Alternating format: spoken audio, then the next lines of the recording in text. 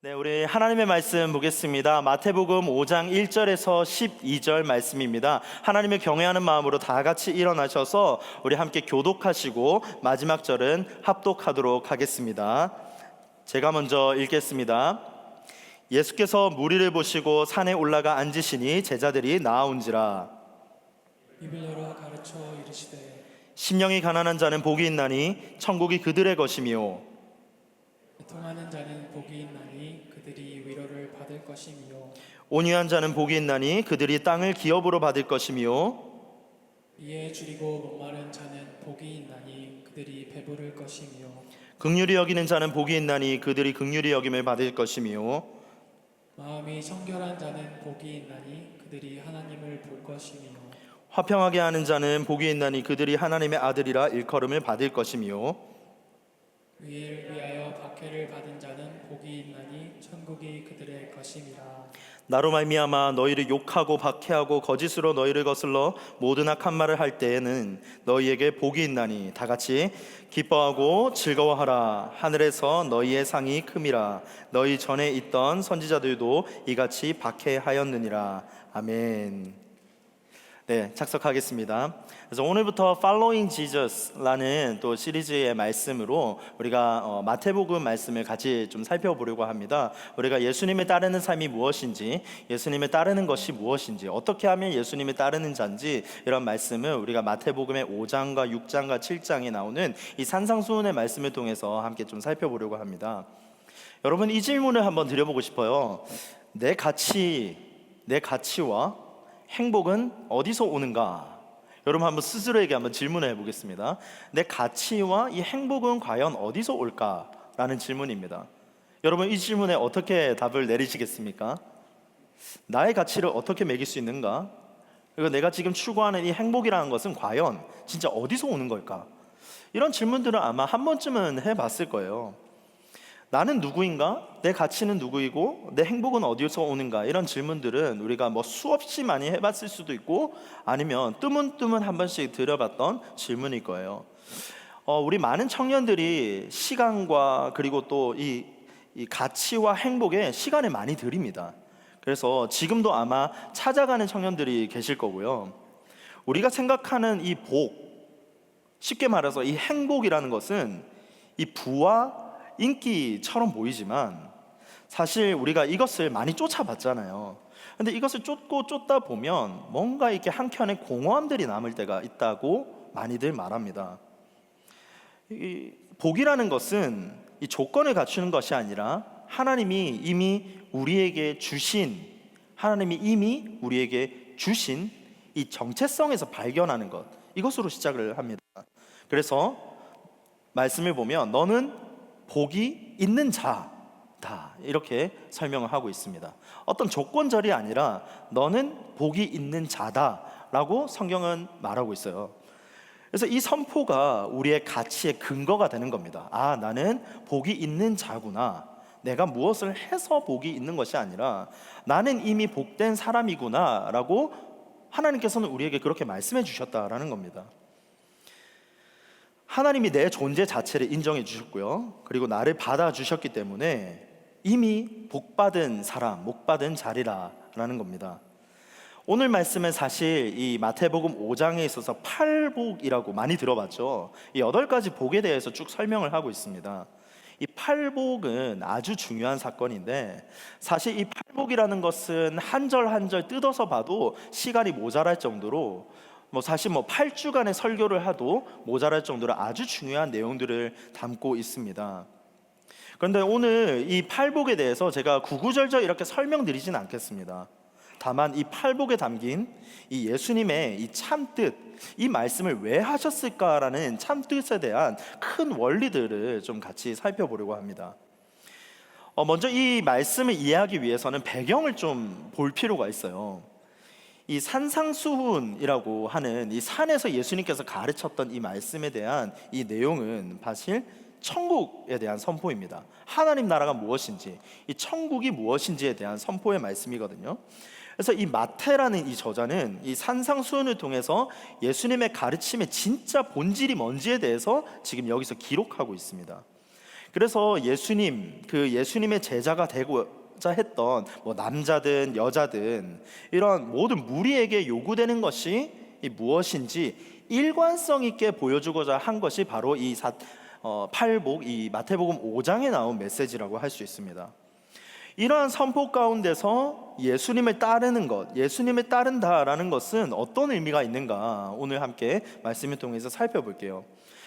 나는 이 말씀을 통해서 예수님을 따르는 것이 무엇일까? 라는 이 질문을 간직한 채로 오늘 한번 말씀을 같이 따라가 보도록 하겠습니다. 이 배경을 조금 볼게요. 사진이 혹시 준비됐을까요? 네, 제가 사진을 이제 웹사이트에서 이렇게 찾다가 그나마 이렇게 좀 적절한 이렇게 사진을 좀 찾아봤습니다. 이게 예수님께서 이렇게 산에서 무리들을 향해서 이제 선포하고 있는 지금 장면입니다. 당시에 이제 이스라엘 땅이죠. 이스라엘 땅에 로마 제국의 이 통치 아래에서 유대인들은 매우 이렇게 힘들게 살았어요. 그래서 세금이 너무 많았고, 그리고 뭐 자유라는 것은 뭐 극히 제한되어 있었습니다. 미래는 전혀 이렇게 기대할 수가 없고, 그래서 많은 사람들은 이렇게 아마 생각했을 겁니다.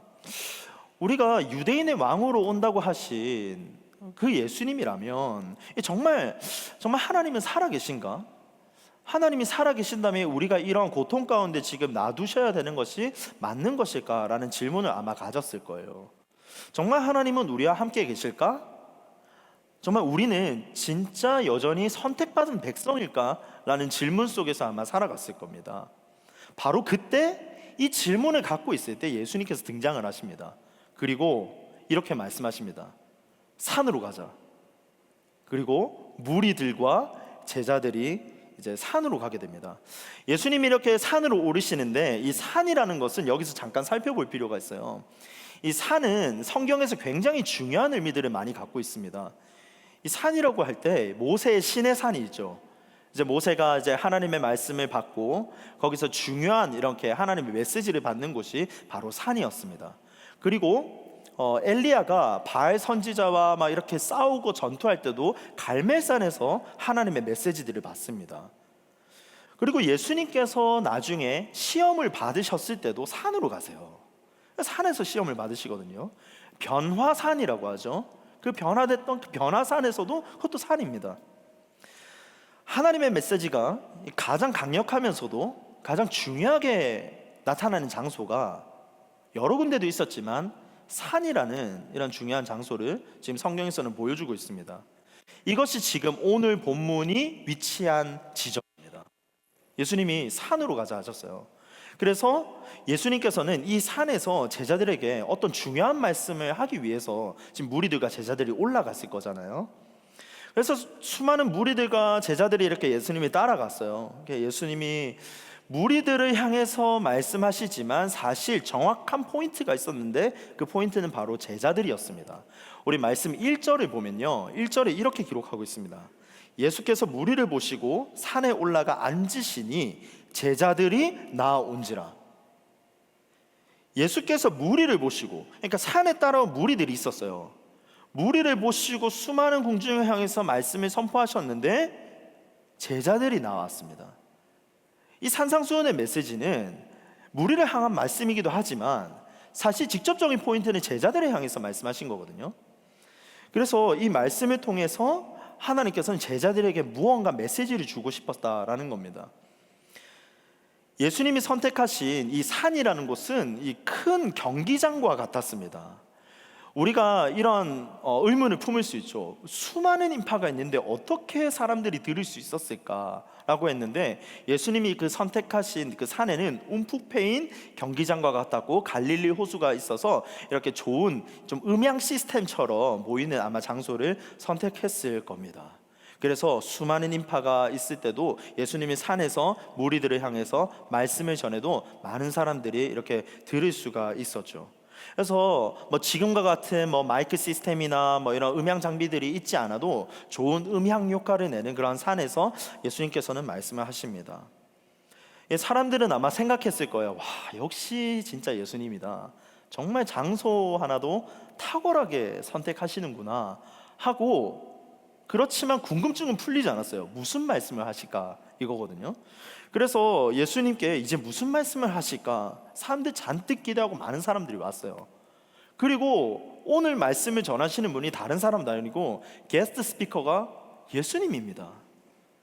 그 소문으로 들었고 그 예수님이라는 분이 이제 게스트 스피커로 이 산에서 지금 메시지를 전하고 있습니다. 이분이야말로 우리의 억압과 그리고 눌림 가운데서 해방시킬 분이야, 진짜 복을 주실 분이 아닌가라는 생각을 물론 했겠죠. 그래서 예수님은 선포하십니다. 내가 행복한 삶에 대한 보장된 말씀을 지금 해줄게 라고 예수님 말씀하시고, 그리고 말씀 풀어갑니다. 심령이 가난한 자는 복이 있나니 천국이 그들의 것이며 라고 시작을 합니다. 무리들과 제자들은 똑같이 생각을 했겠죠. 복은 복인데 우리가 생각하는 기준이랑 조금 다릅니다. 심령이 가난하고 이런 말씀들을 쭉 이어갈 때마다 우리가 생각했던 복, 우리가 기대했던 예수님이랑 좀 다른 거예요. 점점 갈수록 더 다릅니다. 들으면 들을수록 이상한 말씀을 하시는 것 같아요. 왜냐하면 예수님이 입을 열어서 선포하신 말씀은 너무 뜻밖이었거든요. 그리고 예수님은 회중들에게 이렇게 말합니다. 너희는 이미 복이다 라고 말합니다. 아까 배경을 말씀드렸듯이 이 유대인들과 이 많은 무리들은 지금 해방자를 찾고 있거든요. 억압당하고 무리 가운데 우리가 아무것도 할 수 없는 그런 상황 가운데서 우리는 무엇을 기대할 수 있을까라고 하는데, 예수님이 말씀하신 것은 너는 이미 복을 받았다, 너는 이미 복이다 라고 말씀을 하시고 있습니다. 사람들 당연히 놀라죠. 지금 처한 상황은 가난하고 애통하고 굶주리고 자유가 필요하고 억압당해서 지금 자유가 필요하고, 그리고 우리를 억압하는 사람들로부터 복수를 해줬으면 좋겠는데 그것과는 전혀 다른 방향으로 너는 이미 복이다 라고 하신 것이 바로 예수님의 메시지였어요. 예수님은 가난한 자, 애통한 자, 온유한 자, 의를 위하여 핍박을 받는 자를 향해서 복이 있다라고 선포를 합니다. 그리고 예수님은 팔복을 설명하시고 이 천국의 약속에 대해서 말씀을 하고 있습니다.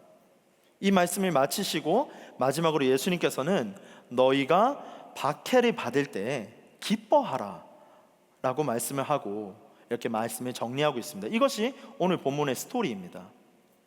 마태복음 3장과 5장 3절과 10절은 이렇게 말씀을 감싸고 있는 구조입니다.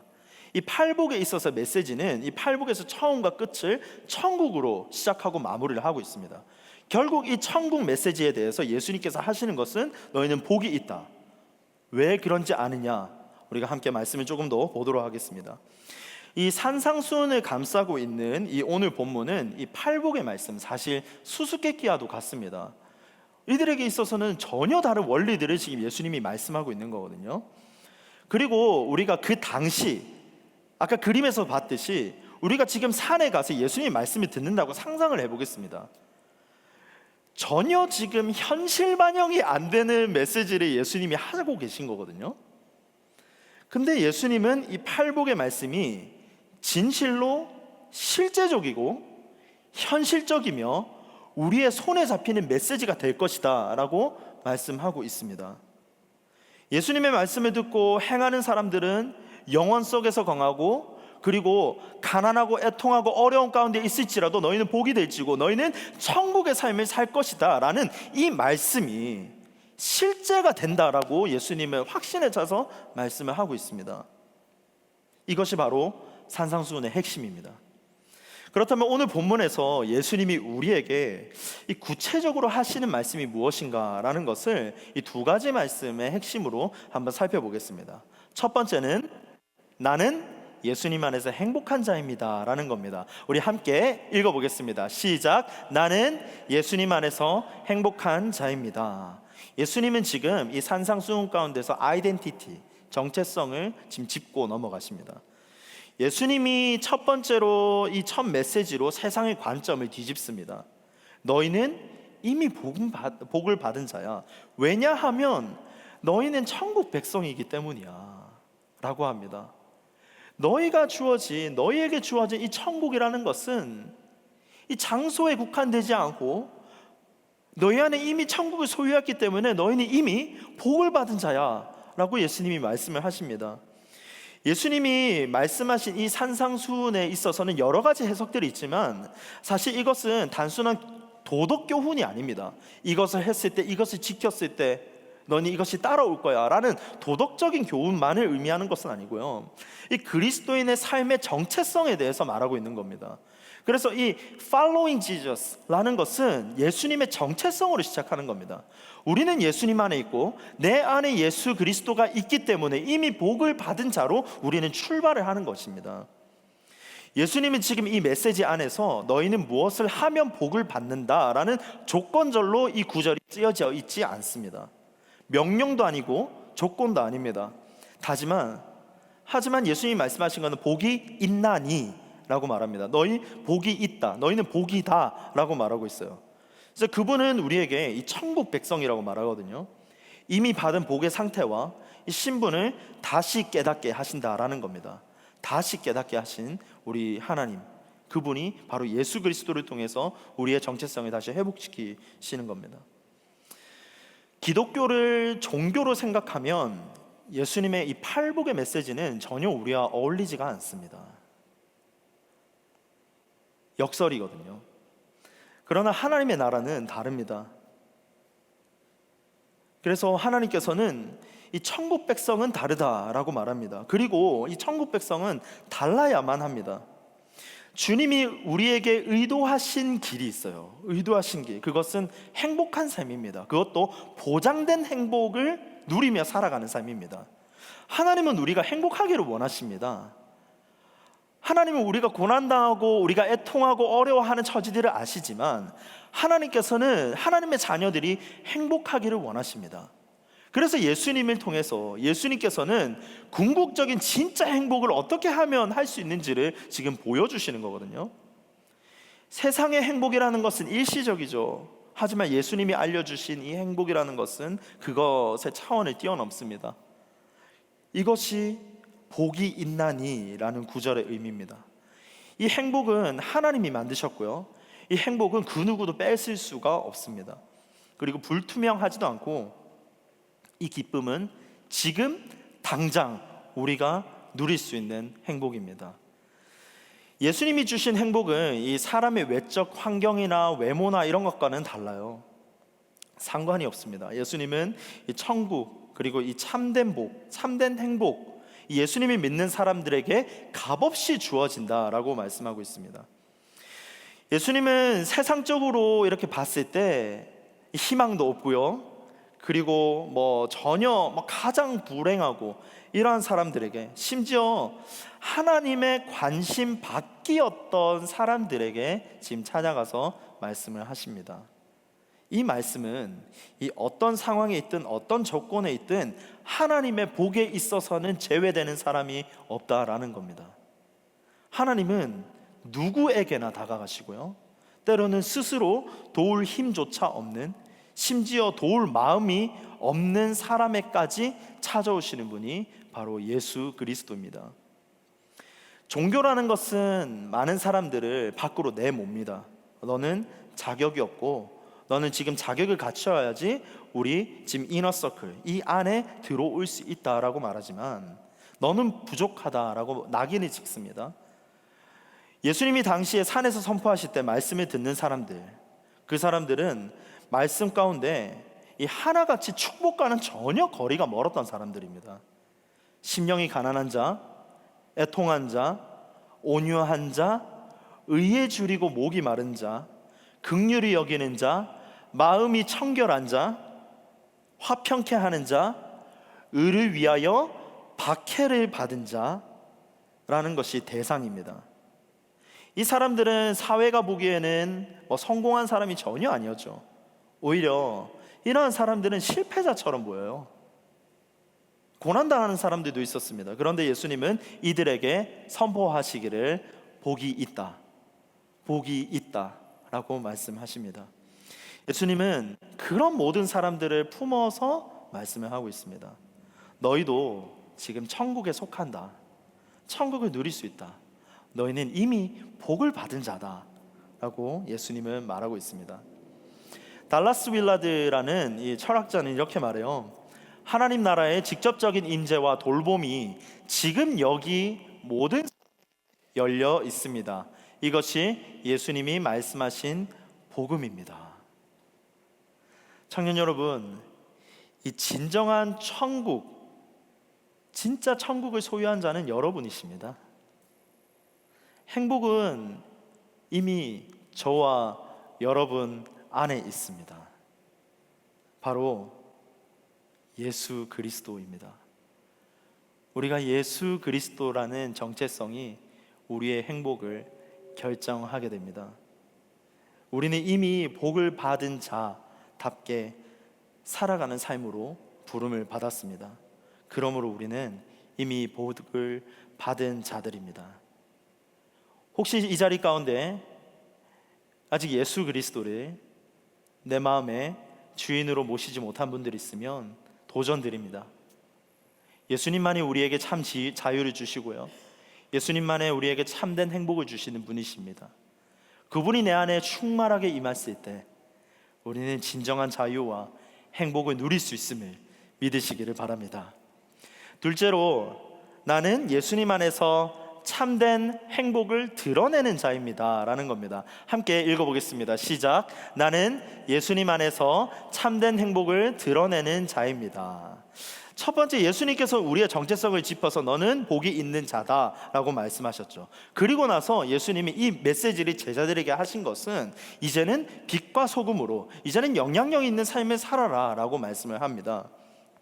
팔복에는 모든 복된 자에게 주어질 약속이 붙어 있어요. 이 말씀을 보면 마음이 가난한 사람들은 행복해합니다. 왜냐하면 천국이 그들 것이거든요. 슬퍼하는 사람들은 행복합니다. 위로를 받을 것이거든요. 온유한 사람들은 행복합니다. 땅을 물려받을 것입니다. 의를 위해 굶주리고 목마른 사람들은 행복합니다. 원하는 것을 다 얻을 것입니다. 남을 불쌍히 여기는 사람은 행복합니다. 하나님도 그들을 불쌍히 여기실 것입니다. 마음이 깨끗한 사람들은 행복합니다. 하나님을 볼 것이거든요. 화평을 이루는 사람들은 행복합니다. 하나님의 아들이라 불릴 것이고, 의를 위해 핍박을 받는 사람은 행복합니다. 천국이 그들의 것입니다 라는 약속의 메시지를 뒤에 연결해서 붙어 있습니다. 제가 읽은 이 말씀들은 이 현대인의 성경으로 다시 제가 읽어 드린 겁니다. 이제 본문 11절에서 12절로 이어갑니다. 복이 있나니 라는 말이 이 구절에서 이제 처음 나오기는 하지만 이 팔복이라는 것은 5장 10절에서 끝나게 됩니다. 그리고 11절, 12절 이 말씀은 박해를 받는 자가 복이 있다라는 이 5장 10절의 내용의 연장선입니다. 그래서 11절은 박해가 의롭다라고 말하거든요. 우리 11절 말씀을 같이 보겠습니다. 함께 읽어볼게요. 시작. 나로 말미암아 너희를 욕하고 박해하고 거짓으로 너희를 거슬러 모든 악한 말을 할 때에는 너희에게 복이 있나니. 이 여기서의 핵심은 나로 말미암아입니다. 나로 말미암아. 예수님을 닮는 것은 의롭게 사는 건데, 단 이 악한 세상은 의로운 삶을 미워하거든요. 예수님은 이러한 반응에 대해서 어떻게 대응해야 되는지를 12절에 이어서 말해주고 있습니다. 12절 같이 읽어보겠습니다. 시작. 기뻐하고 즐거워하라. 하늘에서 너희의 상이 큼이라. 너희 전에 있던 선지자들도 이같이 박해하였느니라. 기뻐하고 즐거워하라 라고 합니다. 너희는 복인데, 너희는 이러한 복이 있는 약속을 받은 자인데 박해가 있을 것인데 어떻게 대응하느냐? 기뻐하고 즐거워하라. 여기서 이 즐거워하다라는 표현을 조금 더 살펴보면요, 크게 기뻐하다라는 의미입니다. 크게 기뻐하다. 이 기쁨은 깊은 기쁨입니다. 영원한 기쁨이고요, 이 현재의 삶에서 생기는 어떠한 다양한 일에 있어서 우리가 방해받지 않습니다. 환경에 의해서 이 기쁨은 바뀌지도 않고요, 이것은 주님 안에서 누리는 진짜 행복이라는 겁니다. 욕을 먹고 핍박당하고 비방당하고 이럴 때 어떻게 해야 합니까? 예수님이 내 안에 계시기 때문에 우리가 기뻐하는 겁니다. 내 안에 예수님이 있으면 참된 행복이 자연스럽게 드러나게 된다는 겁니다. 내 안에 예수님이 있으면 이 보장된 약속을 바라보고 삽니다. 우리가 팔로잉 지저스 할 때 정말 예수님을 위해서 뭔가를 해야 될 것 같지만 진짜 그 행복이 드러나는 것은 내 안에 예수 그리스도가 충만할 때 자연스럽게 드러난다라는 겁니다. 약속을 바라보면서 살고요, 그리고 하늘에서 너희의 상이 크다라고 말하죠. 이 상을 향해서 우리가 달려가는 삶입니다. 하나님이 주시는 이 커다란 이 상급과 비교하면 지금 당하는 밖에는 정말 무색해질도록 약하게 보인다라는 겁니다. 그 상급은 천국이라는 겁니다. 부당한 박해에 직면해서 우리는 하나님을 위해서 살면서 정말 하늘에서 주시는 큰 약속과 그 상급을 향해서 우리가 살아가는 인생입니다. 우리는 예수님 안에서 이미 복된 사람입니다. 믿으십니까? 여러분은 예수님 안에서 이미 복된 사람인 줄로 믿습니다. 하나님의 나라의 약속도 소유한 사람인 줄로 믿습니다. 하나님은 약속의 하나님이시기 때문에 이 말씀의 팔복 가운데서 꾸준하게 나오는 그 약속의 메시지가 우리 가운데 임할 줄로 믿습니다. 본문의 말씀은 어떤 특별한 신자에게나 어떤 조건을 갖춘 사람에게만 말하는 것이 아니라 지극히 평범한 사람들에게 말씀하신 것이 예수님의 대상이었습니다. 그리고 모든 크리스천들은 반드시 이러한 특징들이 자연스럽게 나타날 것이다 라고 하신 것이 오늘의 말씀입니다. 그리스도인과 비그리스도인의 이 행복을 바라보는 관점이 다릅니다. 그리고 삶의 태도에 있어서도 차이가 나타납니다. 비그리스도인들은 이렇게 말합니다. 세상이 전부고요, 그러니 나는 이 세상에서 얻을 수 있는 것은 뭐든 다 얻겠다라고 열심히 살아갑니다. 열심히 사는 건 너무 중요하죠. 그래서 세상과 이 성공과 소유를 위해서 철저히 살아갑니다. 저는 이것이 나쁘다고 보지는 않습니다. 하지만 반대로 이 그리스도인의 삶은요, 상황을 이렇게 바라봐요. 이 세상은 영원하고 영광스러운 곳이 아닙니다. 우리가 바라보는 것은 하나님의 나라고 그곳이 영원하며 그곳이 영광스러운 곳입니다. 지금은 하나님 나라로 들어가는 길일 뿐입니다 라는 관점을 갖고 살아가신 것이 바로 그리스도인들입니다. 그래서 우리의 소망은 세상이 아니라 하나님께 있는 겁니다. 이렇게 고백할 수 있는 이유가 있습니다. 그것이 바로 내 안에 예수 그리스도가 있을 때 이런 고백이 가능합니다. 내가 자유합니다. 내 소망이 하나님께 있습니다. 억지로 되지 않습니다. 내 안에 예수 그리스도가 충만할 때 이런 고백이 자연스럽게 나오게 됩니다. 행복은 우리가 찾을 수 있는 것 같지만 사실 그렇지가 않아요. 예수님이 우리에게 참된 행복을 주시고요, 우리는 그저 예수님 안에서 수동태가 되면 됩니다. 본문을 제가 보면서 이 원어적으로 이렇게 좀 볼 때 동사의 공통적인 형태를 발견했습니다. 이 공통 형태가 이렇게 나옵니다. 미래 수동태 약속입니다. 미래 수동태 약속. 그리고 13절부터 나오는 말씀이 뭐냐면 빛과 소금이 되라 라는 말씀이 지금 이어서 나옵니다. 빛과 소금이 되는 비결은 내 안에 예수 그리스도가 있을 때, 내가 예수님 안에서 수동태의 삶을 살아갔을 때 우리는 빛과 소금이 될 수 있다라고 지금 성경은 지금 문맥적으로 이어가고 있어요. 내 안에 예수 그리스도가 숨쉬는 것, 내 안에 예수로 사는 것, 내가 예수님께 붙잡혀 있으면 예수님께서 우리를 빛나게 하신다라는 겁니다. 우리가 억지로 빛나게 하는 인생이 아니라도 내가 예수 그리스도 안에서 충만해지고 내가 예수님으로 가득 꽉 채워졌을 때 예수님으로 말미암아 우리의 인생이 수동태가 되면 예수님이 우리의 삶이 빛나게 하실 것이고 하나님의 영광이 드러난다. 빛과 소금의 역할을 이 사회와 이 시스템과 이 문화 가운데서 너희를 통해서 하나님의 영광을 드러낼 것이다 라고 하신 것이 예수님의 메시지입니다. 의로움은 도덕적인 착함이 아니에요. 이 의라는 것은요, 하나님과 바른 관계에 있는 상태입니다. 그래서 내가 하나님과 있어서 바른 관계 속에 있고 예수 그리스도 안에서 내 인생이 수동태의 삶을 살아갈 때 그 의라는 것은 자연스럽게 발현된다라는 겁니다.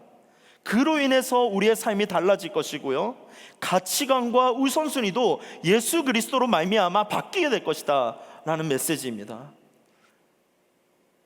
여러분, 이번 주에 무명이라는 영화를 우리 교회에서 이렇게 상영했습니다. 우리 몇몇 이렇게 청년들이 또 같이 와서 또 영화를 또 보고, 저 역시도 이렇게 자리에 앉아서 영화를 이렇게 시청하면서 좀 울림이 있었고 감동이 있었고, 다큐멘터리이긴 하지만 그 안에 메시지들을 좀 발견할 수 있었어요.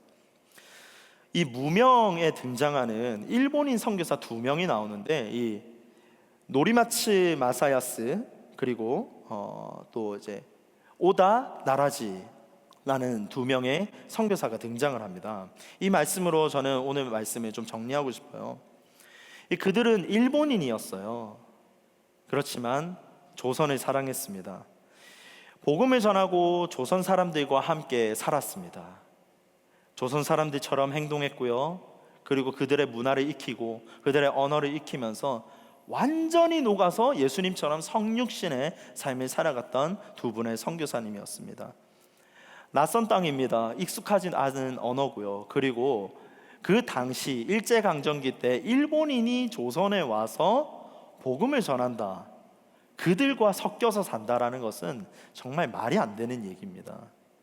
쉽지 않은 상황에서 조선인들을 대상으로 복음을 전하기 시작합니다. 그래서 사람들 앞에서 이름도 드러나지 않고요, 그리고 때로는 오해와 반대도 많이 받습니다. 일제강점기 때 일본 사람이 조선에 와서 복음을 전한다라는 것은 각오를 하고 시작해야 된다라는 겁니다. 왜냐하면 그 마음속 깊은 곳에 그렇게 할 수 있었던 것은 예수님이 계셨기 때문에 가능했어요. 의지적으로 할 수 있는 것이 아닙니다.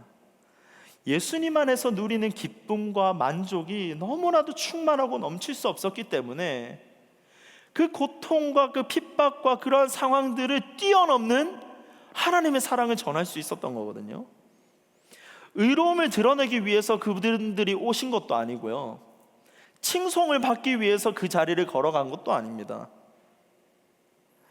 정말 축복받을 수 있고 칭송받을 수 있는 길과는 전혀 반대의 길을 가신 분들입니다. 주체할 수 없는 그 열정은 조선인을 향해서 갔는데, 그 중심의 핵심 엔진은 내 안에 예수 그리스도가 있었기 때문입니다. 예수님으로부터 나오는 그 사랑이라는 것이 폭발력을 갖게 된 거예요. 결국에는 이름도 빛도 없이 한국 수원 땅에 묻히기도 하고요, 영화가 알려지기 전까지는 그 선교사님이 있었나조차 모를 정도입니다. 그런데 그 선교사님들은 자신이 드러나는 것이 아니라 부끄러움은 나에게, 영광은 하나님께 라는 슬로건을 갖고 복음을 전하며 이름이 드러나지 않기를 원해서 무명이라는 제목으로 영화가 나왔습니다. 그가 남긴 예수님의 흔적은 많은 사람들에게 진짜 행복을 가져다 줍니다. 세상의 눈으로 보면 성공한 인생이 아니죠. 어떻게 보면 비참한 인생이라고 할 수도 있습니다. 하지만 하나님의 눈으로 봤을 때 그는 가장 행복한 사람이었어요. 인생에 있어서 가장 행복한 삶을 살다가 주님께로 가신 분들입니다. 잊힌 이름 같았지만 하나님 나라에 빛나는 이름이 되었습니다. 베드로전서 2장 9절에는 이렇게 말해요. 그러나, 제가 현대인 성경으로 읽어보겠습니다. 그러나 여러분은 하나님이 선택하신 민족이며 왕같은 제사장이요 거룩한 나라요 하나님의 소유가 된 백성입니다. 이것은 여러분을 어두움에서 불러내 놀라운 빛 가운데로 들어가게 하신 하나님을 널리 찬양하도록 하기 위한 것입니다. 할렐루야. 우리의 이름, 우리 여러분들은 하나님의 영원한 정말 영광의 찬양이 되기 위해서 지금 이 자리 가운데 있는 줄로 믿습니다. 청년 여러분, 예수님께서 여러분을 지금 산으로 불렀다라고 한번 가정해 보겠습니다. 예수님께서 이렇게 말씀하세요. 내가 너를 불렀다. 세상이 빛이 되어라, 소금이 되어라. 그 전에 나로 충만해지어라. 그 전에 나로 충만해지어라. 예수님은 무리를 향해서 외쳤습니다. 그러나 그 메시지는 제자들에게 향한 것처럼 오늘날 우리 가운데 한 사람 한 사람 지금도 찾아가고 계신 줄로 믿습니다. 이 땅의 삶을 천국으로 아름답게 만들 사람은 똑똑한 사람도 아니고요, 잘난 사람들도 아니고요, 지극히 평범한 우리와 같은 사람이라고 말합니다. 우리가 살아가는 시대를 청결하게 보존하며 정말 맛을 내는 삶, 소금이 역할을 다하는 삶, 어둠이 빛으로 바뀌는 삶, 그 삶으로 부르신 것이 바로 우리 주님이십니다. 세상을 움직일 수 있는 자들은 어떠한 자격 요건이나 성품을 갖추지 못하도록 이 작은 자, 우리 안에 예수 그리스도가 있는 자들로 말미암아 빛나게 될 줄로 믿습니다. 디트리 보네퍼라는 목사님은 이렇게 말했어요. 제자도는 고난당하신 그리스도께 대한 충성을 의미하며, 따라서 그리스도인들에게 고난당함이 요구되는 것은 전혀 놀랄 일이 아니다. 사실상 그것은 기쁨이며 그분의 은혜의 징표다. 그리스도인으로 살아가기 어렵죠. 어려워요. 쉽지 않아요. 하지만 우리 안에 예수 그리스도로 말미암아 세상이 줄 수 없는 영원한 행복과 그 영원한 행복을 누리며 살아가는 우리 청년들이 될 줄로 믿습니다. 말씀을 마무리할게요. 예수님 안에서 복을 누리며 살아가시기 바랍니다. 청년 여러분, 지금 눈물 흘려도 하나님은 위로하십니다. 지금 박해받아도 견디고 참으시기 바랍니다. 하늘의 상급이 큽니다. 하나님은 상급을 약속하셨습니다. 세상은 조건이 있어야 복이 오고요, 세상은 조건을 맞추어야만 그에 따른 행복이 옵니다. 그러나 주님이 통치하시는 이 천국은 예수님이 계신 곳이기 때문에 우리 모두에게 은혜와 행복을 누릴 수 있다라고 약속하십니다. 행복을 누리는 자가 되시길 바랍니다. 행복을 만끽하는 우리 청년부가 되시기를 바랍니다. 예수님께서 이미 임하신 천국의 은혜를 누리는 사람이 되시기를 주님의 이름으로 축복합니다. 예수님 안에서 행복을 누리는 자가 진정한 행복한 자임을 믿으시고 오늘 하루 이기며 넉넉히 승리하는 우리 모든 청년분들 되시기를 주님의 이름으로 축복합니다. 시간 함께 기도하겠습니다.